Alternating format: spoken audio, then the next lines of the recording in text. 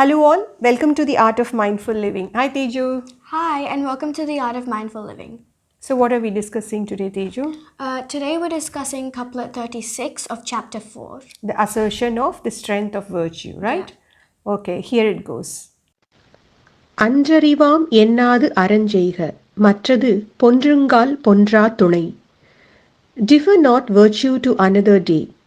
Befriend virtue right now, which is going to be your undying friend at your dying hour. Defer not virtue to another day, befriend virtue right now, which is going to be your undying friend at your dying hour. Yeah, Tejo, this is the meaning of this couplet. In the last couplet, Thirukural talked about the 4 negative attributes that have to be totally eliminated out of our life. No, do you recall that, Teju? Yes, I do. Envy, inappropriate desires, Rage, and false speech. Yeah. Each of these follow each other. They're like a chain reaction, and we need to eliminate each one of these until we become virtuous. Yeah. Exactly. But in this couplet, Thirukural talks about procrastination, that is postponing things. He says, don't postpone to become a virtuous person. Start doing virtue right now, today. Start it now, is what he says. He says, don't give your age as an excuse for not being virtuous. Because whatever morals and values instilled at a very young age, they get registered in our mind very deeply. Yeah? So we need to become virtuous at a very young age itself. He says, don't think you're too young to be virtuous. Yeah? And don't indulge in all the pleasures of life and give importance and focus to the sense organs. And be virtuous in every way possible, starting from now. Yeah. Because a person having very malicious and deceitful thoughts and having a crooked mind cannot become a honest and virtuous person overnight, right? You need to practice everything in life. The habits are developed by practice, and those habits are becoming a personality of a human being, right? Yeah.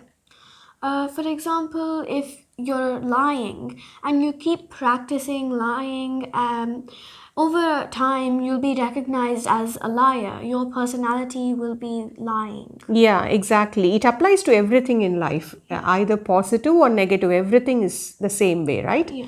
For instance, if you're going for some sketching competition, you have to practice sketching and drawing every day, right? You just can't enter the competition and scribble something and say, I have become a great artist. Everything comes only with practice, right? And also, Teju, we all create different kinds of thoughts on the same day, right? Yeah. We create kind and benevolent thoughts and also selfish thoughts on the same day. The same mind creates all these kinds of thoughts. Like, for example, when we see someone we don't like, our mind creates bitter and angry feelings towards that person. But when we see somebody we like, our mind generates kind and benevolent thoughts towards Friendly that thoughts towards them. So whenever we create virtuous good thoughts, it's really a good chance for us to become virtuous. So it's always better to get in action, try to make it happen so that it materializes immediately. But if we keep postponing it for the next day, our mind will figure out excuses for not doing that.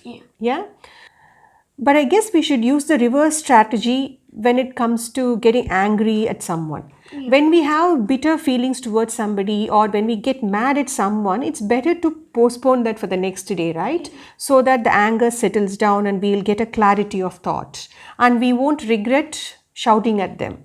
Yeah? But our mind actually works the opposite way. When we get angry at somebody, we want to instantly go and shout at them. But when we are really happy or when we create good thoughts, we keep postponing that. I think we should use the reverse psychology and work towards doing good and focus only on good, right? And also, Amma, Thirukural says virtue will be our undying friend at our dying hour. What does that mean? Yeah, Teju, we all know that this physical body we have taken is subject to disease and death. Yeah. but the soul is immortal. It's going to be there forever. So whatever deeds we do in this life, they all get registered in our soul. Either good or bad, they all get registered in our soul. After this physical body is subject to death, this soul is going to travel. And that soul is going to take on all the deeds we have done in this life and take another physical form. So we will reap the benefits of our good deeds when this soul takes another physical form, right? So basically, do good and reap the benefits.